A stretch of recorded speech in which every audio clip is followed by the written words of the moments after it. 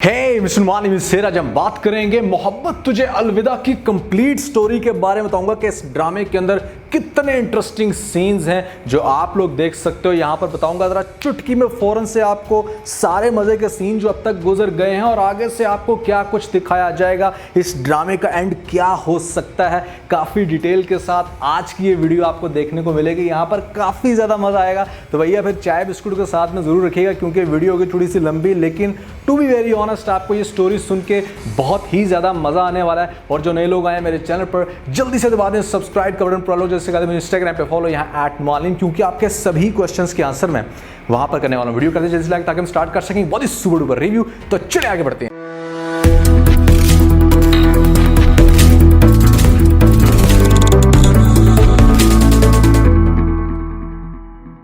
तो दोस्तों इस ड्रामे के अंदर आपको मिडिल क्लास कपल दिखाएगा। यहाँ पर लड़के का नाम शाहान है, एक कंपनी के अंदर मैनेजर की जॉब करता है। इसकी बीवी दिखाई गई है उल्फत, काफ़ी क्रेजी किस्म की ये लड़की है कि मतलब थोड़ी सी अनएजुकेटेड दिखाई गई है, लेकिन उसको इंतहा दर्जे का मतलब जुनून की हद तक शौक है अमीर होने का। तो उसके लिए काफ़ी जतन करती है, दिन रात यहाँ पर घर में करवाती है कुरान खानी और प्राइज बॉन्ड लेके लगी रहती है कि कुछ ना कुछ निकल है, यहाँ पर लॉटरी निकले और एकदम से वो काफ़ी अमीर हो जाए। अपने हस्बैंड के साथ जब भी वो बाहर किसी रेस्टोरेंट में जाती है तो लोगों को देख के करती है हसद के काश हमारे पास भी इतनी बड़ी गाड़ी हो, काश हमारे पास भी इतना ढेर सारा पैसा हो। लेकिन उसका हस्बैंड उसे हमेशा ये सिखाता है कि हमारे पास अल्लाह का दिया सब कुछ है, इतना प्यारा घर है, यहाँ पर तुम मुझसे प्यार करती हो और मैं तुमसे, हमारे पास है औलाद जिसके लिए पूरी दुनिया तरसती है। ये वो चीज़ें जो कि बड़े बड़े पैसे वालों के पास समटाइम नहीं होती, तो तुम प्लीज़ इसके अंदर खुश रहना सीखो। लेकिन उसको तो जुनून है कि किसी तरीके से वो हो जाए अमीर, और वो उसके लिए आए दिन कुछ ना कुछ करती रहती है, जिसको देख के घर में काफ़ी फन किया जाता है। लेकिन भैया आगे से जो होगा वो बहुत ही इंटरेस्टिंग। फिर एक दिन ऐसा होता है कि शाहान जहाँ पर जॉब करता है वहाँ पर उसकी बॉस आ जाती है, कि मतलब पहले उसका बाप चला रहा था, बाद में जब वो बॉस आती है तो वो होती है लड़की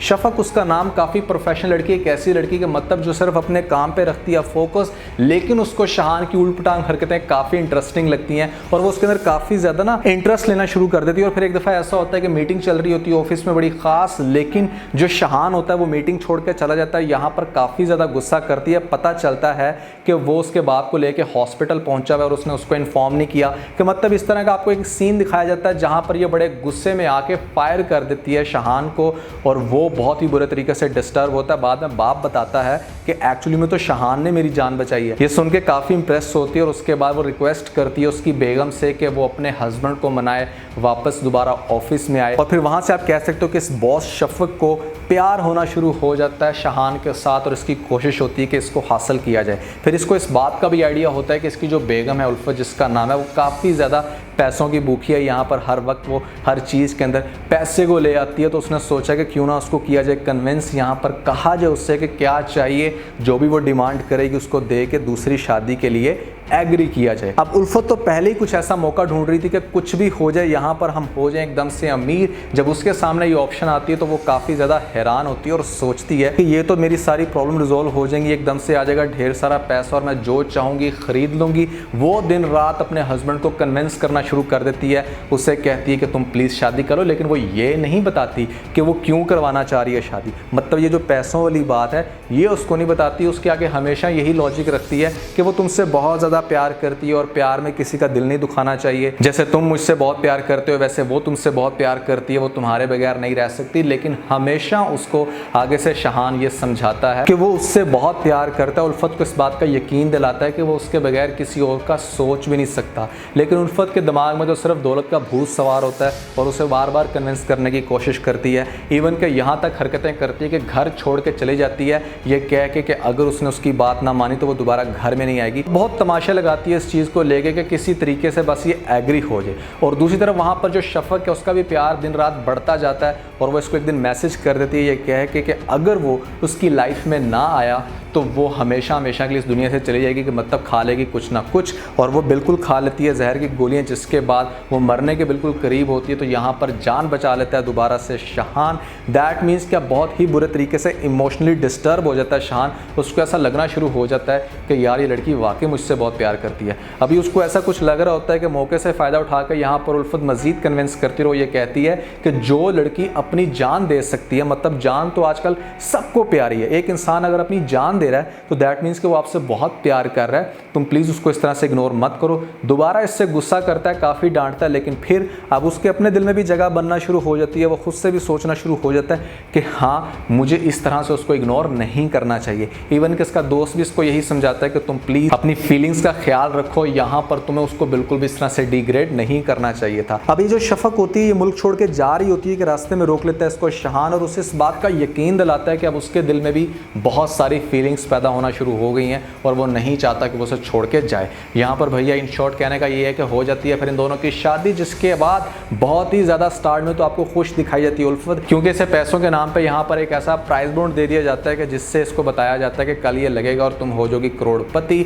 और डेफिनेटली पैसा आने के बाद तो भैया ये दुनिया के सारे वो काम करती है जो एक अमीर लड़की करने की कोशिश करती है, कि मतलब जो करती है। सबसे पहली बात तो ये है कि इस तरह की शोधी हरकतें करने के साथ साथ वो घर में बहुत ही ज़्यादा रौब जमाना शुरू कर देती है शफक के ऊपर, और उसे बस कहती है कि जैसे वो कहे वैसे ही एग्जैक्टली इसको करना। जैसे मैं आपको एग्जांपल देता हूँ कि घर में अगर किसी दीवार में पिक्चर लगी है, जो पिक्चर इसके बच्चे और हस्बैंड के साथ थी, उसको उतार के अगर उसने चेंज कर लिया है, वो पिक्चर लगा दी है जहाँ पर ये दोनों बीवियाँ साथ में हैं, तो उसने उस पिक्चर को देख के भी काफ़ी ड्रामा किया, बाजू खींच के लेके, और इससे कहती है कि तुम ये हरकत नहीं कर सकती, इस घर में जो भी होगा वो मेरे हुक्म के मुताबिक होगा। यहाँ पर मतलब ये जताने की कोशिश करती है कि घर इसका है, पैसा इसका है, और शफक को तो पैसे से कोई मतलब ही नहीं। वो कहती है कि हाँ ठीक है, जैसे भी ये खुश है, मगन रहे अपने पैसों में, उसको सिर्फ प्यार चाहिए शहान का, और वो उसको हासिल करने में अपनी दिन रात कोशिश करती है। और शहान भी बहुत ही ज़्यादा उसके अंदर इन्वॉल्व होना शुरू हो जाता है। उल्फत अपना टाइम पार्लर में स्पेंड कर रही है, यहाँ पर फिटनेस ट्रेनर को रख लिया उसने अपने साथ में, और भैया यहाँ पर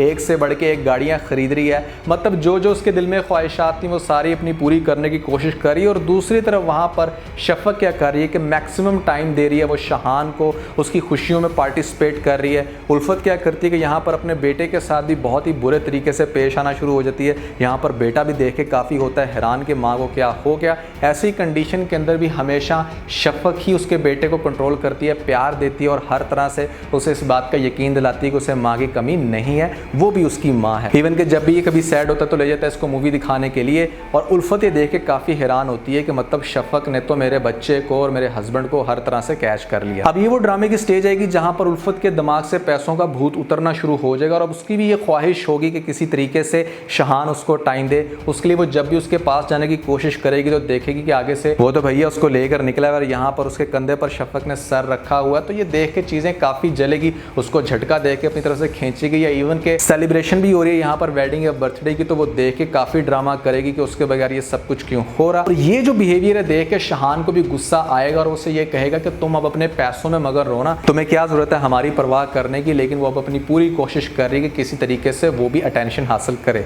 लेकिन भैया बात यह है कि यहाँ पर जो शहान है वो भी एक इंसान है। अब एक इंसान की फीलिंग्स एक इंसान के साथ एक सर्टेन टाइम तक ही रह सकती हैं। अगर वो इंसान इतना ज़्यादा इग्नोर करे तो डेफिनेटली वो दूसरी जगह पे मूव कर जाएगा। अब शहान का माइंड और उसका दिल आप कह सकते हो कि बहुत ज़्यादा अटैच हो जाता है शफक के साथ, उसे उसके साथ टाइम स्पेंड करना ज़्यादा अच्छा लगता है। अब ये चीज़ देख के तो उल्फत को बहुत ज़्यादा आग लगती है, और उससे फिर वो सारा टाइम वापस याद आ रहा होता है कि जब उसके साथ शहान बहुत खुश था, उसे बहुत प्यार करता था, यहाँ पर उसे वैल्यू देता था।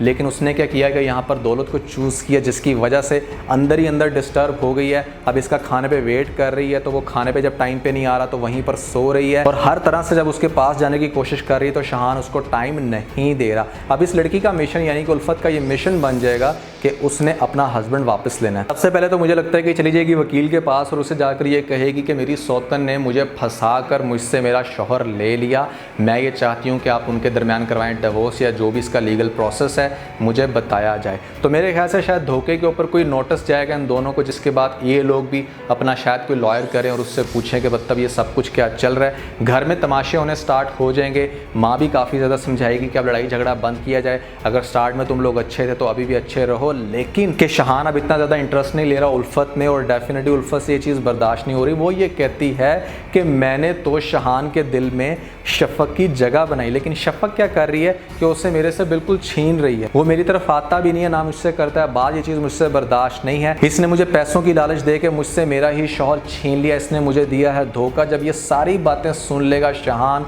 इन लोगों को करते हुए, तो वो सबसे पहले तो शफक के साथ बहुत ही गुस्से से बात करेगा और उसे कहेगा कि वो तो चलो ठीक है, थोड़ी सी अनपढ़ है, तुम तो पढ़ी लिखी थी, मैं तुमसे ही एक्सपेक्ट नहीं कर रहा था कि तुम इस हद तक भी जा सकती हो कि उसे पैसों की लालच दे के तुमने ये सब कुछ किया। और यहाँ पर डेफिनेटली जब इस सब के बाद उल्फत उसके करीब आना चाहेगी या उससे करने की कोशिश करेगी बात, तो आगे से शहान कहेगा कि तुम तो बहुत बड़ी काफिर निकली, मैंने तो कभी सोचा भी नहीं था कि तुम मोहब्बत का इस तरह से कत्ल कर दोगी, क्या तुम्हारे नज़दीक पैसों की ज़्यादा वैल्यू थी। मतलब इस तरह की बातें करके वो एकदम से दोनों से दूर हो जाएगा। ना वो टाइम दे रहा है उल्फत को, तो भैया इन दोनों से जब वो बंदा अलग होगा यहाँ पर सोना शुरू कर देगा सोफे के ऊपर। उल्फत की कोशिश होगी कि वो उसके करीब जाए और दूसरी तरफ शफक भी बहुत ज़्यादा डिस्टर्ब रहना शुरू होगी। बाप उसका समझाएगा कि कोई नहीं, वक्ती ये सारी प्रॉब्लम्स हैं, सब कुछ ठीक हो जाएगा, परेशान होने की ज़रूरत नहीं है। लेकिन अब शफक को ये नज़र आना शुरू हो जाएगा कि ये रिलेशन ज़्यादा देर तक सस्टेन नहीं करेगा। उल्फत की ज़हनी हालत बहुत बुरे तरीके से डिस्टर्ब हो जाएगी, डार्क सर्कल्स पड़ जाएंगे और सबसे बढ़ के यहाँ पर इसकी एक कंडीशन देख के शहान इसको लेके जाएगा शीशे के सामने, बताएगा कि देखो अपने आप को, आज तुम्हारे पास सब कुछ है लेकिन मैं नहीं हूँ। मैंने कभी सोचा भी नहीं था कि तुम इस लेवल की पैसे की भूखी हो सकती हो कि तुमने अपने ही शौहर को बेच दिया। अब ये उसे इस बात का यकीन दिलाएगी कि वो उससे काफ़ी प्यार करती है, लेकिन वो यकीन नहीं करेगा। यहाँ पर आपको शायद ये भी दिखाया जा सकता है कि ये साइकेट्रिस्ट के पास जाए और उससे अपनी सारी प्रॉब्लम बताए कि क्या हुआ पास में। वो भी इसको आगे से यही सजेस्ट करेगी कि तुम्हारे पास अब सिर्फ एक ही सोल्यूशन है, वो ये, तुम्हें अब शहान को इस बात का यकीन दिलाना होगा कि तुम वाकई उससे बहुत प्यार करती हो, तो फिर चांसेस हैं कि हो सकता है कि तुम्हारा हस्बैंड तुम्हारी तरफ वापस आ जाए।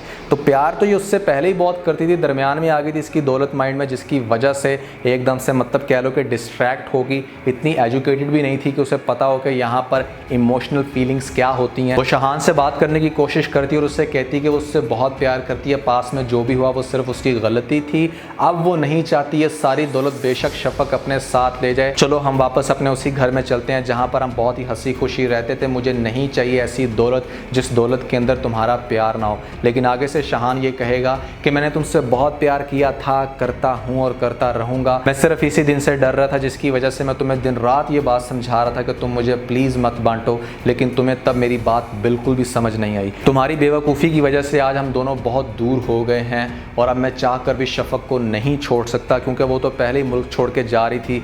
एक दफ़ा वो अपनी जान ले चुकी है, मैं नहीं चाहता कि इस दफ़ा मैं कोई भी उससे ऐसी बात करूं कि वो दोबारा से अपनी जान लेने की कोशिश करे। मैं उसके साथ भी कमिटमेंट कर चुका हूं, तुम प्लीज़ अपने आप को उसके साथ एडजस्ट करने की कोशिश करो। ये सारी बातें शफक सुन लेगी और वो भी बहुत बुरे तरीके से मज़ीद डिस्टर्ब हो जाएगी। उसे समझ नहीं आएगा कि वो अब क्या करे। अपने बाप के साथ डिस्कस करेगी तो बाप भी उसको यही कहेगा कि कोई नहीं, हालात बेहतर हो जाएंगे। उल्फत शहान की ये बातें सुन के बहुत ही ज़्यादा रोएगी और उसके बाद वो जाएगी शफक के सामने और उसे कहेगी कि प्लीज़ तुम अपना सब कुछ वापस ले लो, लेकिन मुझे मेरा शौहर वापस दे दो। मुझे नहीं था आइडिया इस बात का कि मुझे कितनी ज़्यादा तकलीफ़ होगी जब वो मुझसे दूर चला जाएगा। मैंने तो हमेशा यही सोचा कि वो हमेशा से मेरा है और मेरा ही रहेगा। मैंने कभी भी ये बात नहीं सोची थी कि मेरे साथ ये सब कुछ हो सकता है। मैं तुम्हारे आगे हाथ जोड़ती हूँ, तुम मुझे प्लीज़ मेरा शौहर वापस कर दो। अब ये बातें सुन के डेफिनेटली शफक भी कमरे से चली जाएगी, कोई आंसर नहीं करेगी। तो उल्फत होगी बहुत ही ज़्यादा डिस्टर्ब। इतने डिस्टर्बेंस में आकर यहाँ पर ये भी गोलियाँ खा लेगी भैया जहर की,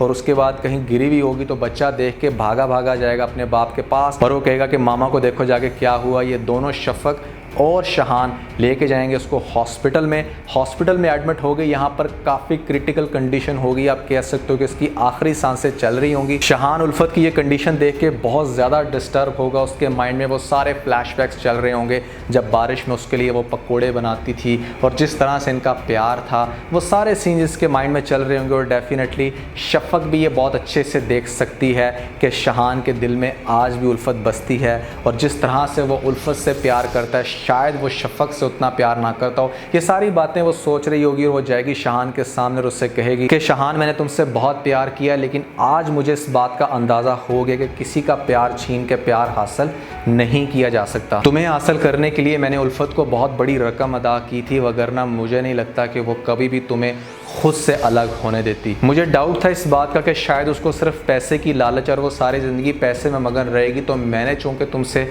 सच्ची मोहब्बत की है तो शायद हम सारी ज़िंदगी एक दूसरे के साथ चल सकते हैं। लेकिन वक्त ने साबित किया कि पैसे का नशा सिर्फ वक्ती था, असल में तो वो तुमसे बहुत प्यार करती थी, करती है। और जैसे तुमने मेरी जान बचाई, आज मैं यकीन से कह सकती हूँ कि वो भी बच जाएगी। तुम्हारी उल्फत बहुत जल्द ठीक हो जाएगी, तुम्हें परेशान होने की ज़रूरत नहीं है। दौलत का नशा उसके सर से उतर गया और अब उसे इस बात का यकीन हो गया कि प्यार जिसके पास है वही सबसे अमीर है। तुम दोनों हमेशा से एक दूसरे के साथ बहुत खुश थे और मैं दरमियान में आ गई। मैं तुम दोनों को फिर से खुश देखना चाहती हूँ। ये डिवोर्स के पेपर हैं, मैं तुमसे रिक्वेस्ट करूँगी कि तुम इसको साइन कर दो। ये बात कहकर वो वहाँ से चली जाएगी और शहान को भी इस बात का एहसास होगा कि जितनी भी उसने बातें की हैं वो बिल्कुल 100% करेक्ट हैं और वो डेफिनेटली जैसे ही उल्फत ठीक होगी उसको ये सारी बातें बताएगा और उसे इस बात का यकीन दिलाएगा कि अब हमारे दरमियान शफ़क़ नहीं है। यहाँ पर आपको ड्रामे का डेफिनेटली पुराने घर के अंदर दिखाया जा सकता है, जहाँ पर फिर से दोबारा हंसी खुशी इस कपल को दिखाया जाएगा। और ये दोनों शफ़क़ को भी सोच के होंगे हैरान कि किस तरह की लड़की आई हमारी ज़िंदगी में कि इतना बड़ा सबक दे गई। और यहाँ पर आप लोगों के लिए भी एक बहुत बड़ा लेसन है। जो लड़कियाँ ख़ासतौर पर दौलत के पीछे भागती हैं, यहाँ पर अपनी छोटी सी इनकम जो उसका हस्बैंड लेके आ रहा है उससे खुश नहीं होती, उनके लिए ड्रामा एक बहुत बड़ा लेसन बन के सामने आएगा कि भैया अगर आपका हस्बैंड आपको प्यार दे रहा है, आप दोनों एक दूसरे के साथ खुश हो, आप लोगों के पास औलाद है और एक छोटा सा घर है, तो आप दुनिया के सबसे अमीर तरीन इंसान हो। आपको और कुछ भी हासिल करने की ज़रूरत नहीं है। ये 3-4 चीज़ें वो हैं जो बड़े बड़े दौलतमंद लोगों के पास समटाइम नहीं होती। समटाइम आपके पास बहुत दौलत होती है, यहाँ पर बड़ी खूबसूरत वाइफ होती है, लेकिन आपके पास औलाद नहीं होती। समटाइम आपके पास औलाद होती है, लेकिन होती है वो इतनी नाफरमान, या आप कह लो कि मतलब कोई भी कंडीशन बन के ऐसी सामने आती है कि आपके पास सब कुछ है लेकिन आप खुश नहीं हो, यहाँ पर लड़ाई झगड़े चल रहे हैं। तो ये जो सारी बातें हमें इस बात का एहसास दिलाती हैं कि अगर आप एक हैप्पी कपल हो तो आप दुनिया के सबसे अमीर इंसान हो। तो भैया ये था ड्रामे का रिव्यू। मुझे लगता है कि इसकी स्टोरी कुछ इस तरह से चलेगी, ड्रामे का एंड कुछ ऐसा होगा, लेकिन आप लोगों को क्या लगता है कि क्या हो सकती है इस ड्रामे की स्टोरी, ज़रूर बताइएगा नीचे मुझे कमेंट सेक्शन में। तो आज के बस इतना है। अगर आपको इस वीडियो के अंदर कोई एक पॉइंट अच्छा लगा तो आप इस वीडियो को लाइक जरूर कीजिएगा और अपने दोस्तों के साथ ज़्यादा से ज़्यादा शेयर करने की कोशिश करें, स्पेशली उन दोस्तों के साथ जो पाकिस्तानी ड्रामास के बहुत बड़े फैन हैं। वीडियो चलेगी तो सब्सक्राइब बटन के ऊपर जरूर क्लिक कीजिएगा और कमेंट सेक्शन में मुझे अपना फीडबैक देना मत भूलिएगा। और ये सारे काम करने के बाद आप बेल जरूर प्रेस करिएगा ताकि लेटेस्ट अपडेट आपको सबसे पहले मिल सकें। इसके साथ ही अपना बहुत सारा ख्याल रखें। Stay motivated and God bless you.